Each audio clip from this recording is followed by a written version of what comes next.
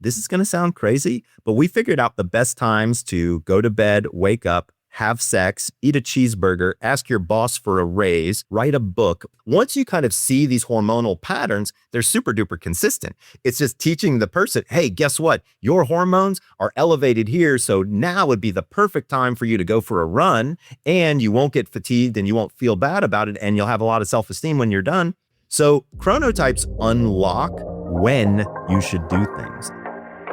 Hi, I'm Dr. Avanti Kumar-Singh, and this is the Healing Catalyst podcast. I'm a medical doctor with over 20 years of experience and also a lifelong practitioner of Ayurveda. I created the Healing Catalyst podcast because we all deserve a different kind of conversation about health, one that's honest, holistic, and rooted in both science and soul.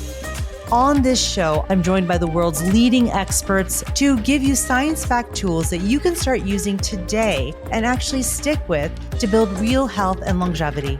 I am so glad you're here. Now let's get to it. Hello, my beautiful friends. Welcome back to the Healing Catalyst podcast. I'm so happy to be back with you again this week. And for those of you who are new here, welcome. I'm Dr. Avanti Kumar-Singh, and I am so happy that you're spending part of your day with me learning about something that will really help every part of your health and your well-being. And today, we're talking about something that truly affects every part of our health and well-being, and that's sleep. Now, we all know that sleep is really important. In fact, I've done so many episodes on sleep, but I'm going to do one again because it's that important. There's so much research showing how it supports our immunity, our hormone balance, our emotional health, and even our longevity. And yet so many of us are struggling to get truly restful, restorative sleep. And here's the thing. We've actually normalized habits that disrupt the very rhythms of our body to rely on rest and repair. For example, how many of us are scrolling on our phones in bed, even though we know that screens are part of the problem, even though we know that blue light from our screens, from our phones, delays melatonin production, which then makes it harder to fall asleep and to stay asleep. In fact, research shows that blue light can suppress melatonin by up to 85%, and still nearly 70% of adults are on their phones right before bed or in bed. And most of them keep their devices within arm's reach right next to them all night long. Now, I have to admit, I am certainly guilty of this.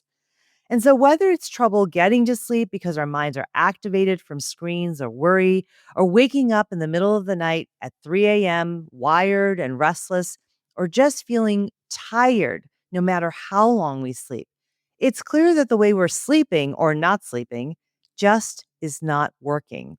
I see this in my life all the time, in my practice and my daily conversations with my friends, and especially now in midlife. So many of us are navigating major transitions, hormone shifts, rising stress levels, aging parents, kids that are back at home, changing bodies. And through it all, sleep becomes even more elusive and complex and important. Personally, I've had a long journey with sleep. Back in my days, my sleep was completely out of sync with nature. I mean, I was so exhausted, moody, gaining weight, and just not myself. And it didn't really matter how healthy I tried to be. When my sleep was off, which was most of the time because I was an doc, everything felt harder.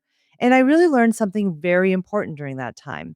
Sleep isn't just about getting rest and getting through the night. It's foundational to our healing. It's foundational to our functioning and showing up in the world the way that we want. And so, from an Ayurvedic perspective, this has always made sense. Sleep is one of the pillars of health, and it's deeply personal. It's shaped by your dosha, your stage of life, your environment, even the season you're in. And it's not just about how many hours you get. It's about when you sleep, and how you wake up. I'm a pitta kapha, and when it comes to sleep, I lean very kapha. If I don't get enough rest, I'm sluggish. But if I get too much, I actually feel more drained. Now, my husband is exactly the opposite. He's vata pitta, and he wakes up full of energy, ready to go, even if he's just slept for a few hours. And it's so incredibly annoying to me that he can function so well with so little sleep. But this contrast in our sleep styles is such a daily reminder. Sleep is not one size fits all. And while Ayurveda has always honored these individual rhythms, it's been fascinating to see modern science catch up. And that's why I was so excited to sit down with my guest today, Dr. Michael Breus, also known as the Sleep Doctor. He's a clinical psychologist and a board certified sleep specialist. And his work is rooted in this same idea that sleep is not one size fits all. Dr. Breus has developed a system based on four chronotypes, each one representing a unique biological rhythm that can help you understand the best times for your body to sleep, to wake up, to move, to work, and even to have sex. What I love is how closely these chronotypes align with the Ayurvedic doshas. It's such a beautiful example of modern science catching up to ancient wisdom. And you'll hear us talk about that connection in our conversation. Dr. Breus breaks down so many practical tips in this episode, from how to time your caffeine and exercise, to how hormones impact your sleep and your sex drive, to the one thing that he says is non negotiable for improving your sleep quality. This is a conversation full of insights that are easy to understand and even easier to try out in your own life. I can't wait for you to hear it. But first, let me tell you a little more about Dr. Michael Breus. Dr. Breus is a double board certified clinical psychologist and clinical sleep specialist. He's the founder of sleepdoctor.com and the author of 4 books. His most recent book, Energize, was named one of the top books of 2021 by the Today Show. He's also an expert resource for many major publications, doing more than 400 interviews per year. He's appeared on Oprah, The Doctors, and in the New York Times, Wall Street Journal, and more. Dr. Breus has been in private practice for 23 years and was named the top sleep doctor of Los Angeles by Reader's Digest. So now, let's get into it. Here's my conversation with Dr. Michael Breus.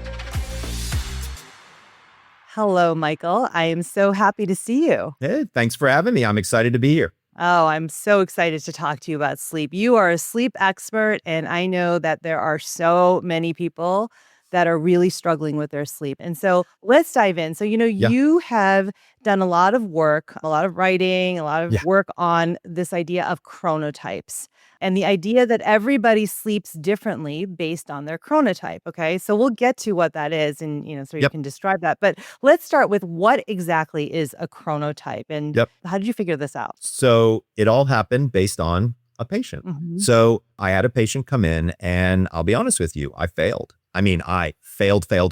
We tried everything. I had her MD prescribing medication, didn't work. We did cognitive behavioral therapy, didn't work. We did this, we did that. I mean, like we tried herbs, we tried supplements, we tried chanting Right. to the moon. Like we were trying anything, right, to get her to sleep. And when I fail like that with a patient, I bring them in free of charge and I spend as much time as I can because clearly I missed some critical factor in your history or in your day-to-day behaviors that is fueling whatever it is we're trying to fix. And so I bring her in. Her name was Valerie. She's allowed me to say her name. And we were going through the whole thing and she turned to me and she said, this is when I was living on the East Coast, living in Georgia. She said, if I could just move to California, I think everything would be great. And I was like, what are you talking about? She said, well, in California, it's 3 hours later. And if I could just wake up 3 hours after everybody, if I could go to work 3 hours after everybody, if I could get home 3 hours after everybody, she said, I think my life would work perfectly.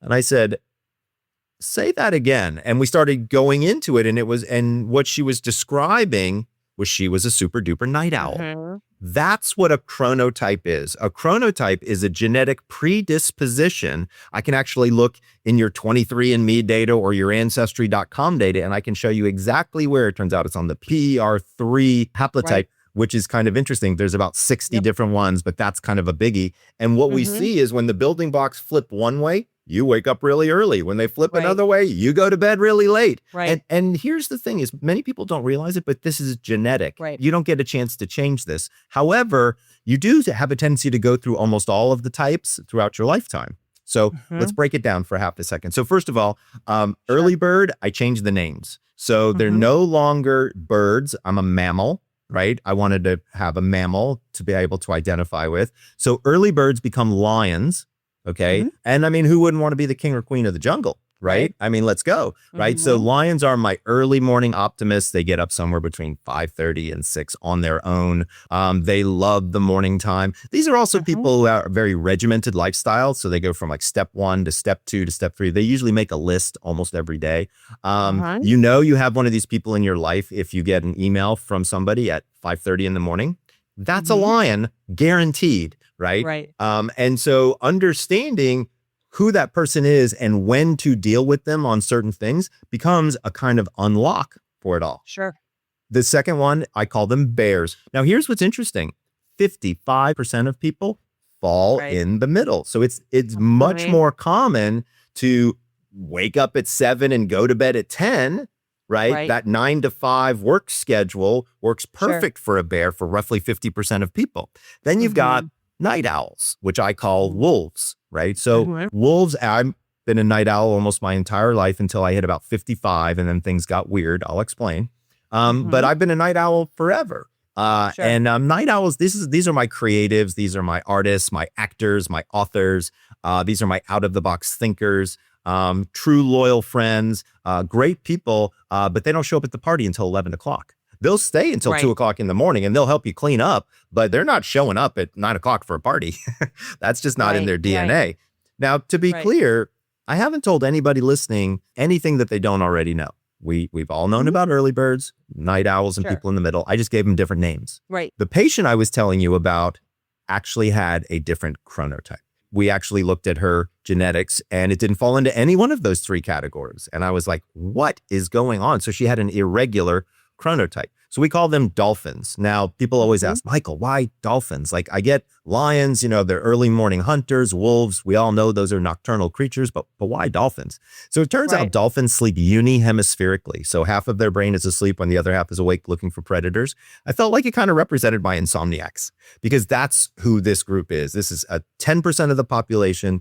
These are highly anxious people. When we were talking earlier about anxiety, these are the people that anxiety absolutely rules the day for them. It makes it True. difficult for them to fall asleep. It makes it difficult for them to stay asleep, all of the above. So you can take a quiz online. It's called Mhm. chronoquiz.com. Full disclosure, that's my quiz. Mhm. And you fall into one of these 4 categories. Now, you might say, Mhm. well, that's kind of interesting, I guess, but like, how do I utilize that? What do I do Right. with that piece of information? Yeah. This is where it gets fun. And so in my third book, The Power of When, WHEN, we teach people when to do things. So as an example, Mhm. if you're an early bird, you're a lion, and you want to exercise, there's actually a time of day when all of your hormones are naturally raised so that you'll exercise better. All I do is I help Mhm. you identify that time. If you're a night owl, that time's not the same, right? Right. And so your Right. exercise might fall into a different time zone, if you will, and you'll Mhm. perform better because your entire body is more adapted to that other time zone. So Right. people could kind of think of chronotypes as living in a different time zone. Right. That might be one way to think about it. Like some people live in an Mhm. early time zone, some people live in a late Yep. one, some people irregular. And so here's where it gets really weird is there are probably 3 or 400 circadian researchers out there who look at chronotypes. And Mhm. so we collected all of their data. This is going to sound crazy, but we figured out the best times to go to bed, wake up, have sex, eat a cheeseburger, ask your boss Mhm. for a raise, write a book. Like it's unbelievable Right. because once you kind of see these hormonal patterns, they're super duper consistent. It's just teaching the person, hey, guess what? Your hormones are elevated here. So now would be the perfect Right. time for you to go for a run and you won't get Right. fatigued and you won't feel bad about it. And you'll have a lot of self-esteem when you're done. Mhm. So chronotypes unlock when you should do things. And that's Right. been the great fun success of it all. So when you go to Right. chronoquiz.com, I send you a couple things like I tell you when to go to bed, when to wake up. Right. So to get a little more complicated, but not too much, Right. if you learn what your chronotype is, you want to wake up at the same chronotypical time 7 days a week. If people get Mhm. only one thing from this Right. entire conversation, I want consistency in the wake up time. Notice I didn't say bedtime Right. because I didn't. Wake Right. up time. Let Mhm. me explain why. when you wake up in the morning, your eyes open up, sunlight hits your eye, and as you know, you have a special cell in your eye called the melanopsin cell, which sends a signal to the back of your head to turn off the melatonin faucet in your brain. However, Correct. it sets a timer for about 14 hours later. It's called the melatonin phase response curve, which means once it stops, roughly 14 hours later, it starts again. It starts Here's again. where it gets interesting. So if you're waking up at 6 a.m. every day during the week, 14 hours later is 8. That's when melatonin starts, takes 90 minutes to get up and in. You'll start to feel tired around 10, you go to bed. However, Right. if you change your morning wake-up time to 2 hours later, melatonin changes by 2 hours. So I want to be very, very clear. The time and the consistency at which you wake up directly determines exactly when your brain releases melatonin at night. So literally, if everybody did was set an alarm and listen to it 7 days a week, you would see a dramatic improvement in overall sleep Right. quality, probably somewhere between 20 and 30%, just by doing that one thing. Amazing. Okay, I have so many questions, but first I want to I want to back up for one minute, which is these chronotypes. Okay, great. We've got these chronotypes, but what are they really talking about? I mean, I Mhm. think the answer is hormones, but can you Yes. explain that? Because I think that that's key Thank to you. understand that your chronotype actually links to hormonal control throughout Yeah. the day, right? Or ebbs and flows, really. Yeah. So the way I kind of think about it is like your chronotype is your game piece, and hormones are the rules by which your game piece plays, right? Right. And so people have to understand that your hormones are going to be doing something very particular every single day on the regular. Yes. Generally speaking, this entire theoretical component is all based on just Right. following your hormones, and that hormones are naturally raised at certain times. And when they are, Mhm. you should know it so you can take advantage of it. A perfect example is when to be intimate. Lots and lots of people that, by the way, that's like the most popular chapter in the book is what's the best I time for bet. sex. I bet. Right. And it's so interesting because the way I try to address it is I say, well, what hormones do you want to have for successful intimacy? Right. You want estrogen, progesterone, testosterone, cortisol, and adrenaline to be raised. Yes. You want melatonin, the sleep hormone, to be down. Right. Right. So we did the survey. 70-something% of people have sex between 10:30 and 11:30 at night. What do you think their hormone profile looks like? Right. It ain't optimal. It's actually the opposite. Melatonin is high and everything else is low. So that's one hint as to when you should be considering intimacy. But the other one is if you happen to be deciding to be intimate with somebody who's biologically male, what do most men wake up with in the morning? An erection. If that is not Mother Nature telling you when to use that thing, I don't know what is, right? So like, but it's based on hormones, right? So men's Right. morning erections are all based on increase in testosterone that occurs roughly during REM sleep. And then you wake up in the morning and you're ready to go meet your day, whatever you want to call it. And so it's all based on hormones. Right. Yeah, absolutely. So that I think is so key is that it's hormonal control that is actually dictating and sort of really Yeah. playing into what your chronotype is, right? Yeah, And so you kind of just go with the flow, if you will, right? You figure out where your hormonal flow is, and then you just Right. follow. Like, why fight it, right? You're Right. gonna lose every time. Well, so here's a question about your wake up time tip that you should always keep it the same, right? Correct. So the question then becomes because of the time delay from when the light hits your eyes, tells your brain to turn off melatonin, 14 hours later, melatonin will start. So we hear a lot about what you should and shouldn't do at nighttime, right? Blue Right. light exposure. So Let's talk let's about just it. clarify for all the listeners, right? Let's talk There's a about it. time when melatonin will automatically start That is correct. releasing 14 hours later, but then why does it matter what I do at night? Like, why do I have to care about blue Such light? a good question. Because Right. that's kind of contradictory. So let's explain that. So there's a lot of things that certain behaviors, certain what we call maladaptive behaviors or bad sleep habits that can occur, right? And a lot of people don't even think about certain sleep habits because they don't even realize that some of them occurred hours and hours earlier. Yep. Let me give you an example. Caffeine. Perfect example, right? So I'm sure we've got a few people in the audience who enjoy a good cup of something that's got caffeine in it. But many people don't know caffeine has a half-life of between 6 and 8 hours. And so the second part of my 5-step program of practical advice is everybody should stop caffeine by 2 p.m.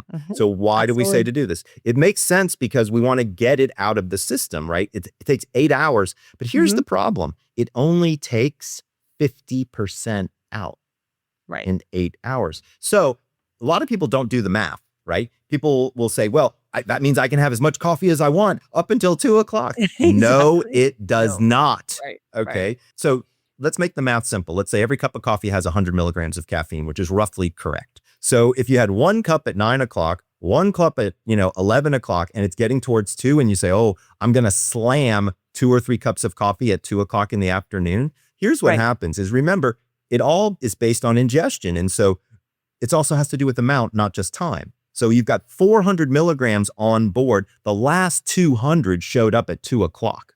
Exactly. Right. Which means there's no universe where your body's going to be able to metabolize that much that fast. So you're still going to have a fairly significant amount. So what should you be doing? You should be moving to lower caffeinated beverages throughout the day. So what I tell people to do is, if you want to drink coffee in the morning, let's just use coffee as an example, then you can move to like matcha as an example. Lower caffeine content, still gives you a little boost. It's got some L-theanine in it, which can be helpful for a lot of people. So it's a great kind of step down to eventually get people, off caffeine altogether. But that's an example of something that people never really think about. Right. And it ends up having a big effect. Now, let's talk about wind down routine, right? Right. So I am a big proponent that you need runway to land the plane, okay? Exactly. Every night, you need runway to land the plane. Because what happens is people watch TV until their head is bobbing, right? And then what do? They get up off the couch, they take off their clothes, they go into the restroom, they brush their teeth, wash their face, they get in bed, and now they're wide awake, right? So you want to have some level of a routine that your body knows, sees, and gets involved with, so that the cues start coming in on both the conscious as well as the unconscious level, right? And so an easy cue, dim the lights. Right. That's one very simple thing. You just stop using overhead lighting an hour before bed. So let me ask you this. So let's clarify, right? So there's two different things going on, because we're still saying that wake up time influenced when melatonin, our sleep hormone, is released, right? But there's a second influence. Right. So that's what I want to make sure is clear, is that there's a couple of different things going on. It's not just the release of melatonin. It's the cues that you're talking about, right? Right. And so there's two big ones that are important. One of them you've already identified, which is light. So we know that in the presence of blue light, your brain does not like to produce melatonin. Now, there's different levels of blue light and things of this nature, but there's also data to suggest that anxiety will do the same thing. So you can be in the most perfect sleep environment, relaxed, giving yourself all this time, not having any caffeine, no alcohol on board, and you still may not sleep. Right. What I want people to understand is sleep is flexible. Okay. There's not one recipe for sleep. Correct. And so some people, light may have a big effect. Other people, it could be that they're trying to get their high score on Candy Crush, and they're so engaged that they're not allowing their heart rate to slow down. There's one metric that everybody needs to understand. In order to enter into a state of unconsciousness, you need a heart rate of 60 or below. Period. Full stop. Okay. Now, if you're out there and you're taking hypertension medication because your heart rate will never get to 60 or below, don't worry. You're still just follow the rubric that I'm presenting here, which is lower heart rate leads to induction of sleep. And so what we try to do is not do things that are too exciting in the evening time. When you're getting closer towards the end of the night, you really want to do activities that are a little bit calmer, meditation, relaxation. You can do yoga stretches, as long as you don't do any inversions, because you don't want to go upside down, because that could actually be activating versus the other. So again, thinking through what activities you're doing becomes important, but also your environment is important, right? So we mentioned light, but honestly, something bigger, temperature, for sure. And we're here in the summer. And so what ends up happening is people don't realize it, but it's very difficult to sleep in the heat. Right. Yeah. So, and it's all biology, right? So your core body temperature rises till about 10:30, and it hits a peak, and then it drops. That peak dropping is important because it's a signal for your brain to release melatonin. So if you're in too hot of a room and your core Yep. temperature doesn't, you ain't got no melatonin, right? So Right. you've got to have a cool environment. It needs to be quiet. It needs to be Right. dark. All the things that, we learn when we're kids that we And should be doing. right. And here's the thing. Again, sleep is flexible. Can you Right. sleep in a room with Megadeth playing all night? You could. There are some people that probably do. But is it a generally good recommendation? No. And is it quality sleep, right? Are they getting really quality sleep? So that's an interesting question. So there actually was a study done looking at types of music and quality sleep. And so if you were a fan of the music, it appears as though you get quality sleep. But if you're not, like if you put punk rock on while I was sleeping, I would have very disrupted sleep. But if you put the Grateful Dead on, I probably wouldn't wake up. Interesting. That's fascinating. So like if you put your favorite kind of music on, it'll be fine. It doesn't disrupt your sleep. Yeah. At one time I was interested in music and sleep, and I was looking at a lot of different things. And there is some data to suggest that music with no words versus music with lyrics, the no words, it's much easier to fall asleep to. And there's also a particular beat that seems to be helpful. And so we see this coming through in meditations, in relaxation exercises where we start to see a drum in the back that's beating at a particular pace. And that allows us to kind of allow our heart rate to get to that pace and then slowly bring your heart rate down. So if I'm being honest, like the runway is really, it's a relaxation runway. Sure. So I have to say, Michael, I feel like I'm talking to another Ayurvedic practitioner because everything that you have just outlined absolutely syncs up with the Ayurvedic clock, with the Ayurvedic Maybe in my doshas, past life, I was like an Ayurvedic healer or I something. That would be mean, so I cool. think so. I mean, but it's all, it's based all on, the path of the sun, how light affects our brains, our physiology, hormone release. So it's all interconnected because Of what you're course. talking about is hormone changes throughout the day and the different chronotypes based on your genetic predisposition, what your sort of cycle or pattern of hormone release is, right? Exactly. And that's really what we're talking about here. And that is the science, the evidence that proves what we've been doing in Ayurveda, why it works, right? Why does living in harmony with nature, why does it work? They didn't know why back then, but No. we know why. And we're defining it, in these different ways for people to understand it and to,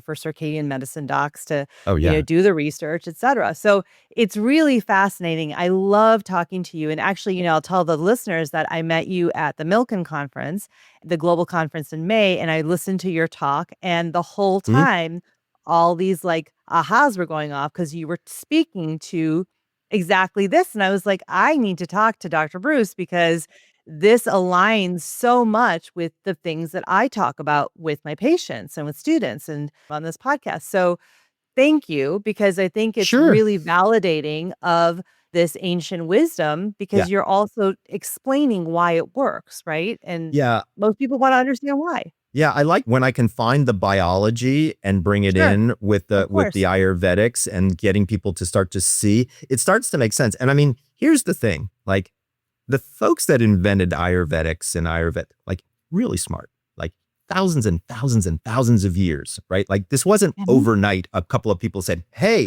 let's get together and see how the sun works. Like it didn't work that way, So I'm excited about it. And to be clear, I didn't have a huge understanding of Ayurvedics when I wrote The Power of When.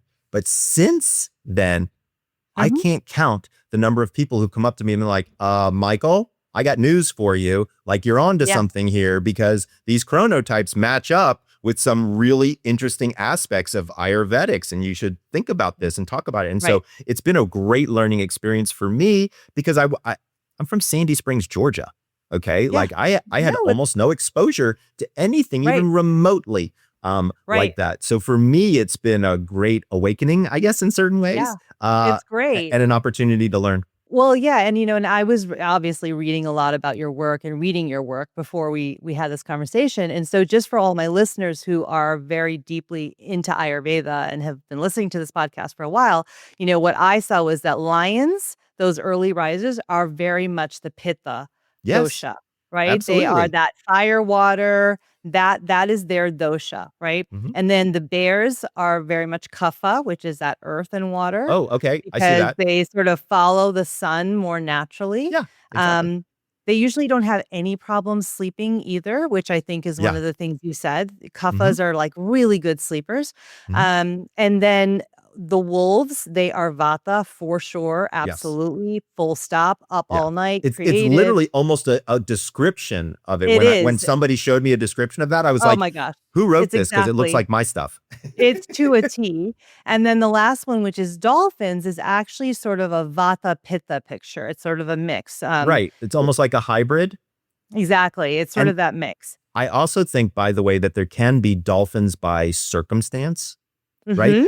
Mhm. And so as an example, a circumstance might be menopause. Right. So I've got some women who are dolphins for a period of life, and then Yep. they everything settles, and now we figure out what's going on next. Right. And so that actually also lines up. So doshas apply not only to you specifically in your genetics, right? But Mhm. the doshas also show up in the times of the day, in the Right. times of the year, and then also in the times of life. So the middle part of Oh, life that's is the cool. pitta. Yeah, is the pitta or fire time. You need a lot of fire to do all the things that you're doing out in the Mm. world, Mhm, mhm. raising a family, having a partner, having a career, taking Yeah, care of elderly, right? right, And what kids. Yeah. happens is that when you're at that transition point going from that middle stage of life into after that, right? You're Mhm. going from pitta to vata.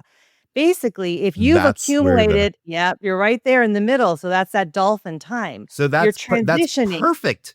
Exactly. You're transitioning from this very high intensity fire pitta time into the vata time, which is more of a Mm. creative, sort of Mhm. introspective time of life. And Fascinating. that is really, when I'm talking to, a lot of women about perimenopause, menopause, what I always say to them is that the reason that these symptoms show up so differently for so many of us women is Mm. because based on how well you were able to balance during that middle time of your life, your balance from an Ayurvedic perspective, Uh-huh, right? uh-huh. Yeah. Balance your dosha, that will dictate what the symptoms look like. Because if you were able to So sort of cool.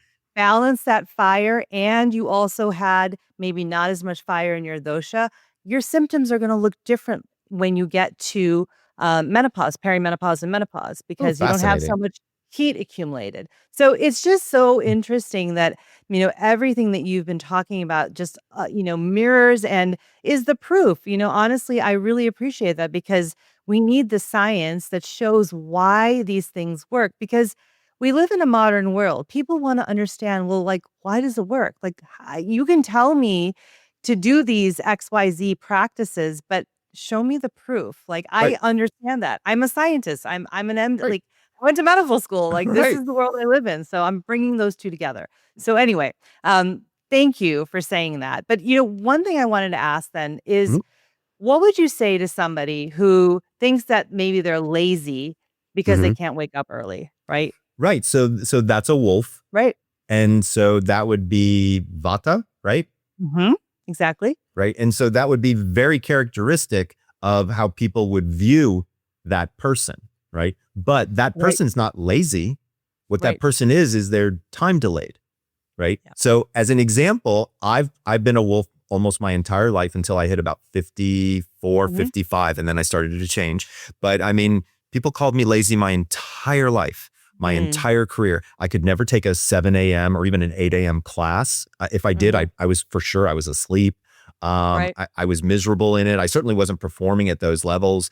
Mhm. And it was really because it was a mismatch, Right. right? It wasn't that I was lazy because later on in the day when I woke up, I got good grades. So Yeah. clearly, and so then people Exactly. were like, oh, well, maybe it's the topic of the first. No, they tried math, they tried, English, Mhm. they tried literature, Yeah. science, like it didn't matter. It was Mhm. the time because Mhm. my body learns at a different time. Right. And we can also see this, for example, in our children, right? Yeah. So one of the things that we notice is that children will go through each one of these stages, Mhm. which is kind of fascinating. And it actually falls well within the Ayurvedic tradition, Yep. right? It does.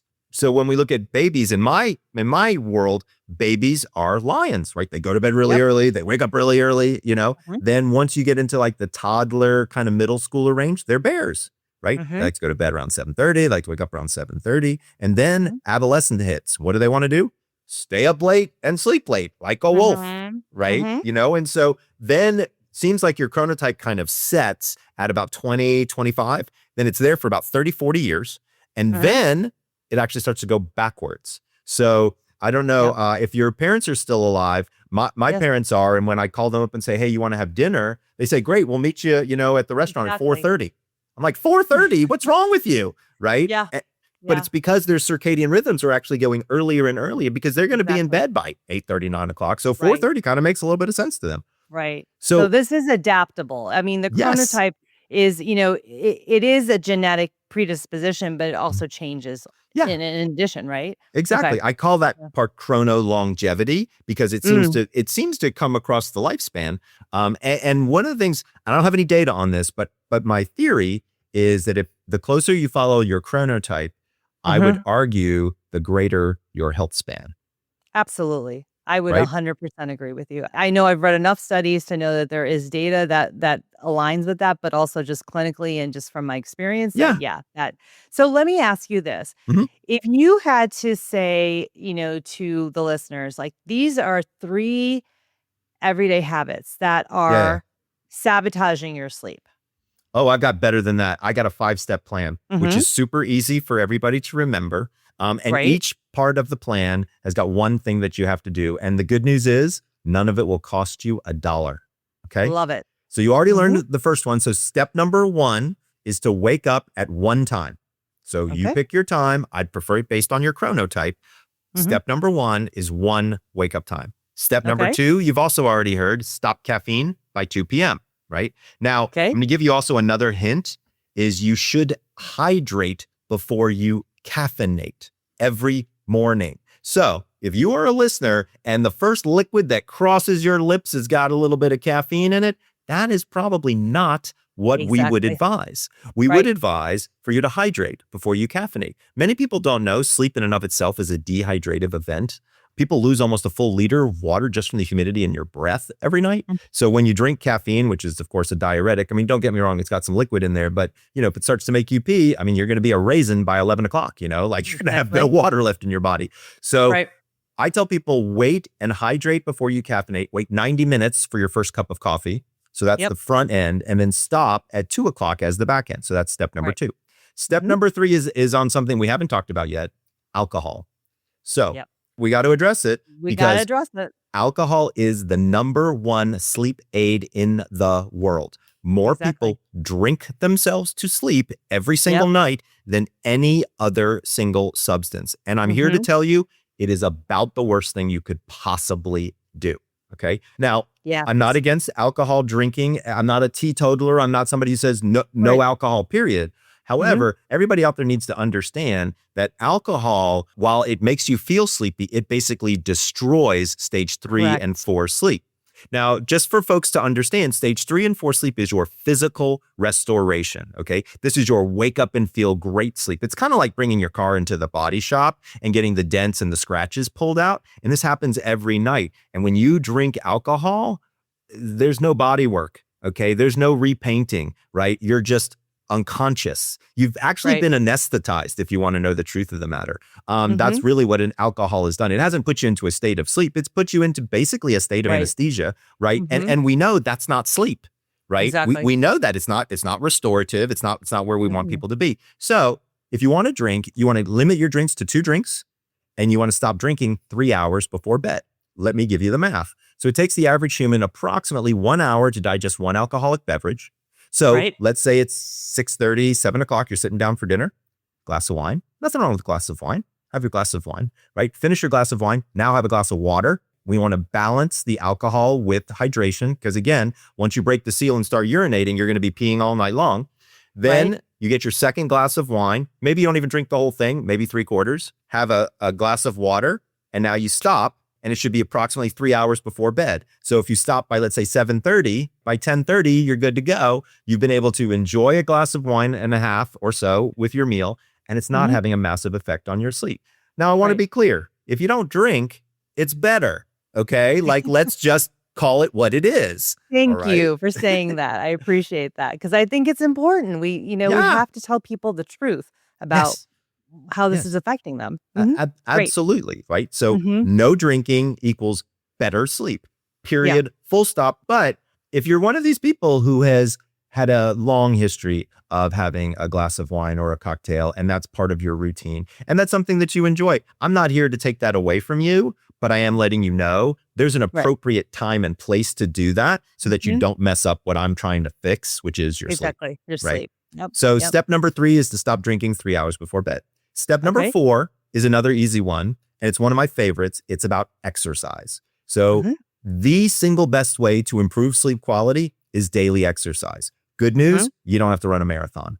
20 minutes of cardio is kind of all you need. And it doesn't have to be vigorous. You can take the dog for a walk. You can go to the coffee shop. You park your car in the furthest part of the parking lot and walk every day. But if you do this every day, we see a big increase in your overall sleep quality. But if you do exercise too close to bedtime, you increase your core body temperature. Exactly. Makes it very difficult to sleep. So step number 4 is to wait 4 hours for sleep after exercise.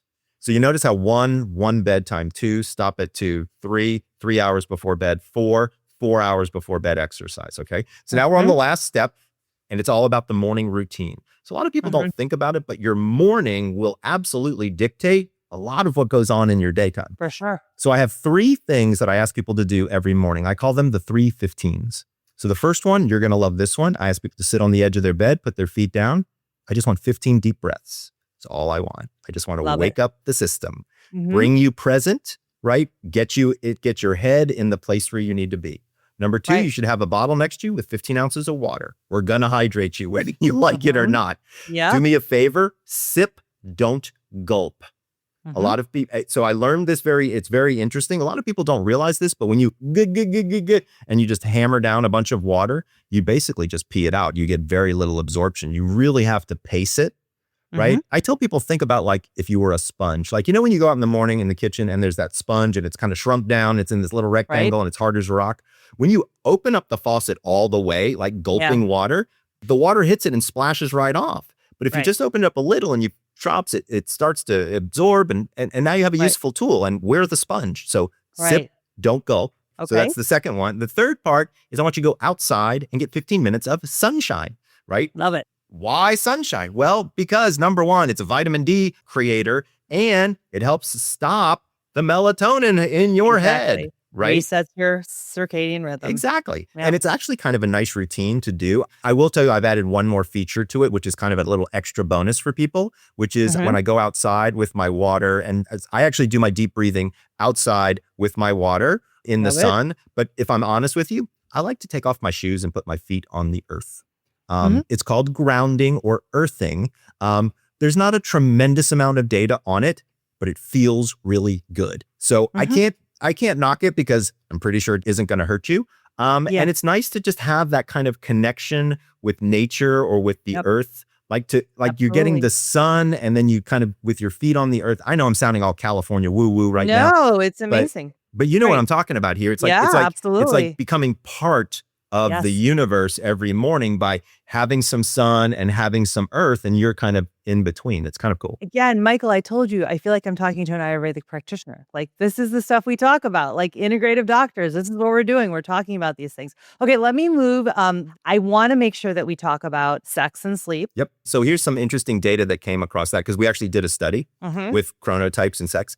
And what was interesting was when we broke it out based on your chronotype, lions obviously preferred sex in the morning time. And they felt as though the men who were lions felt as though they had stronger erections and they didn't have nearly the level of premature ejaculation that they had previously been experiencing. Okay. Kind of interesting data for guys who are in that department, right, to start to understand. When we looked at women and we asked them better connection, they felt with their partner, so a better emotional connection. And they also felt that physically they had better orgasm. So like, there's really no reason not to try it. Right. As long as your partner is willing, obviously, like go to the bathroom, throw in some mouthwash or brush your teeth, and then hop in bed and have some fun and see how your day goes. And so that is a good time for any chronotype is what you're saying, I right? am. That's great. I have a couple listener questions because I put out a call for Please. questions. So 'cause some of these we've kind of talked about a little bit, but let's just go through them really fast. The Of first course. one was, is it true that we need less sleep as we age? And you kind of Great talked about question. that. So the answer is no. So here's the deal is we sleep differently as we age. I've got a lot of people who are my age. Again, I'm 57, who sleep 6.5 hours, and that's perfectly fine for them. Remember, 8 hours is a myth. Very few people need exactly 8. And as we get older, one of the problems is we don't have as much to do in our schedule. And so sometimes we take these unscheduled naps, like watching the ball game or a game show or, something like that. And so when you look at sleep in a 24-hour cycle for most seniors, what you discover is they get roughly the same amount of sleep that they did when they were younger. It's just a little bit more broken up. I think some people probably get confused with like this idea of going to bed early, waking up early that we do as we age. Like, does that mean we're sleeping less? But actually, usually not. What I will tell you, though, is as we get older, a lot of people don't realize how some of their habits can affect their sleep. Specifically, I'm talking about caffeine consumption. So when I'm working with the elderly population, they think coffee is water, okay? Because they've been drinking it for 30, 40, 50 years, right? And so they see no effects from caffeine. And so you have to kind of break in, because when you say, hey, are you hydrating? They'll include coffee as hydrate because it just doesn't dawn on them. So those are some of the habits that as you get older, you want to watch out for. I will tell you that we do see a little bit more as you get older fragmentation in your sleep. So a little bit lighter sleep that people get. So again, another kind of just like menopause, like don't rock the boat. Okay. Like I just gave you 5 fantastic tips. If you do that, I can assure you as a senior, your sleep quality will improve. Yep, exactly. Okay. What's your take on sleep trackers and wearable tech? I think you have an Oura ring on. Right there. Yes, you do. And I have one on too. So pros and cons in Yeah. every direction here. Okay. So I want to be super duper clear. A tracker is not a medical device. Okay. Thank you. Once again, a tracker is not a medical device, okay? So don't look at your Oura ring and think that you're going to learn if you got sleep apnea or not, because that is not what it is designed to do. So to be clear, I was on Oura's advisory board for a year. I have most of my patients on Oura rings. However, I look at the data in a very unique way. So first of all of my patients still use paper, pencil, sleep diaries. Okay. And they are not allowed to transfer over their Oura data directly to the diary. They must answer the questions spontaneously every morning. I use the Oura ring as a check. Sure. Just to double check, to just kind of see, how close are they? But I want to be super duper clear. Things that Oura is good at is it knows when you fall asleep and it knows when you wake up. It is not good at depth of sleep.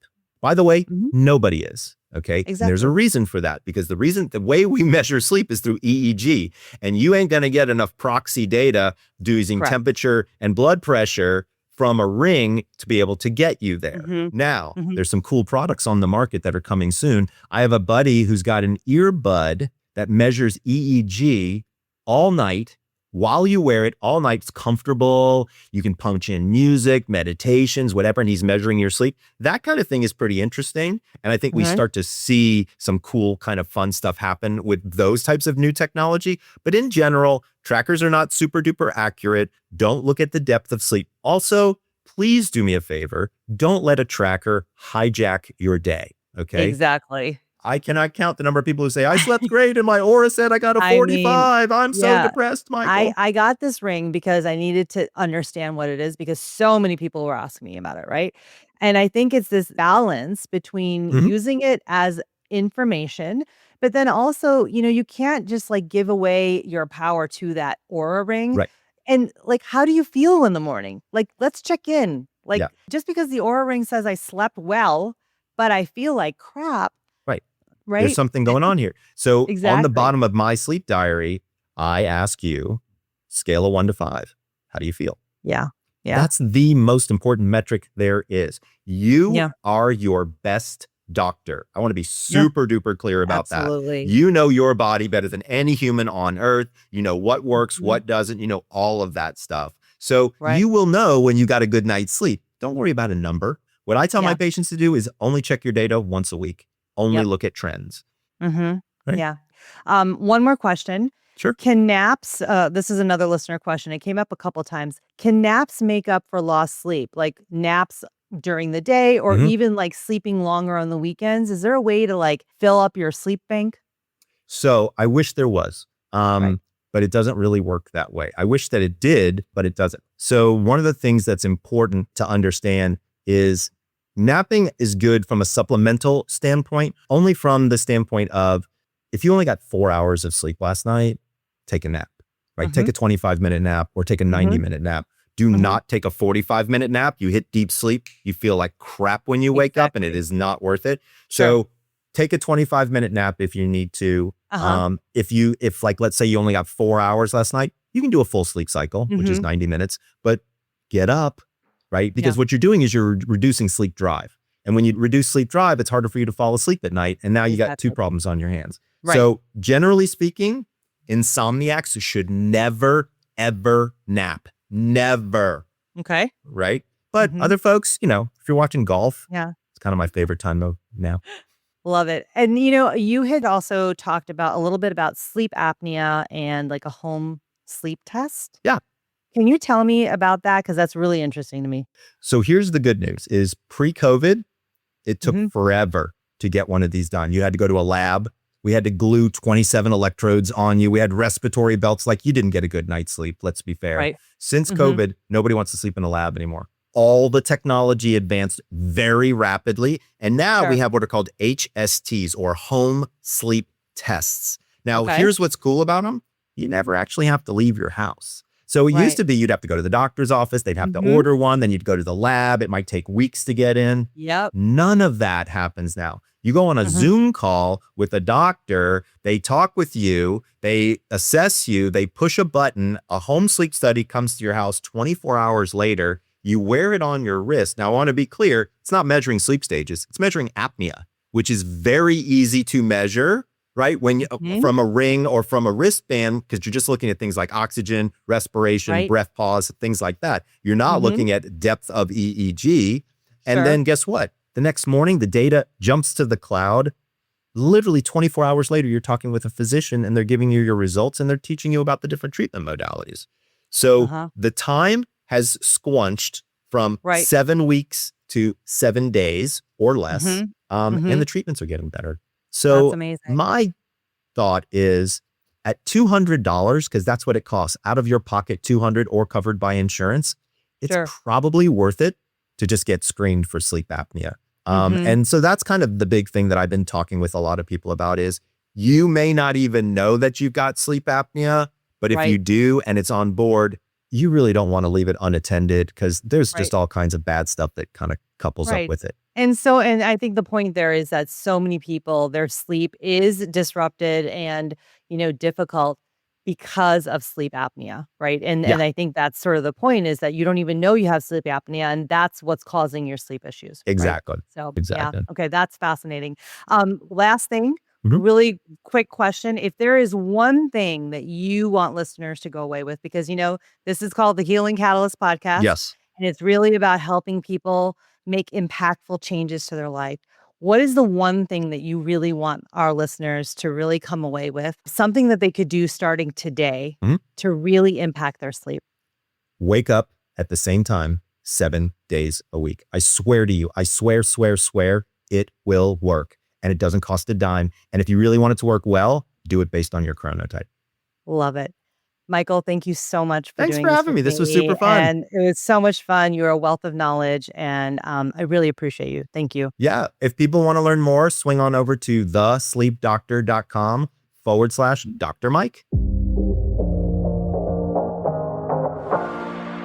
Okay, so that was so much incredible information, so many practical tips and takeaways. Dr. Bruce's chronotype system makes so much sense to me. It reminds me so much of Ayurveda because once you understand your chronotype, just like when you learn your dosha, everything starts to fall into place. You start to see how your body naturally works and how you can support it instead of fighting it. And that's where real healing begins. One thing that really stood out for me was when Dr. Breus shared that he doesn't just bounce out of bed in the morning, and how for a long time he thought that meant he was lazy until he learned about his sleep style. Now, this really struck me because so many of us carry that same story, that stigma. We compare ourselves to others and assume that something's wrong with us if we don't fit the mold. But learning about your body through chronotypes or through doshas can help really release that shame. It reminds us that we're not all designed the same way. And that's not a flaw, it's actually really beautiful. And you know that I'm all about sharing tips that you can actually use. And Dr. Breus offered so many in this conversation. So here's my challenge for you. Just pick one tip and give it a try for a couple of weeks. The one that I'm going to focus on, well, that's waking up at the same time every single day, even when I'm traveling. It sounds so simple, but it really is so powerful. I've actually noticed that when I stick to a consistent wake up time, everything feels a little more balanced. My energy, my mood, even my digestion. And so let me know what you try and how it works for you. I always love hearing from you. So tag me on Instagram or send me a message through SpeakPipe. You can find that on my website, or just send a comment to me. And as always, thank you for listening. Thank you for being part of this community. And remember, healing isn't just possible, it's in your power. Until next time, be well. Thank you for listening to The Healing Catalyst. If you found this episode helpful, please hit follow and share it with a friend. And if you feel inspired, please rate and review because it helps others find this podcast more easily. For more insights and tips, head to my website at avantikumarsingh.com.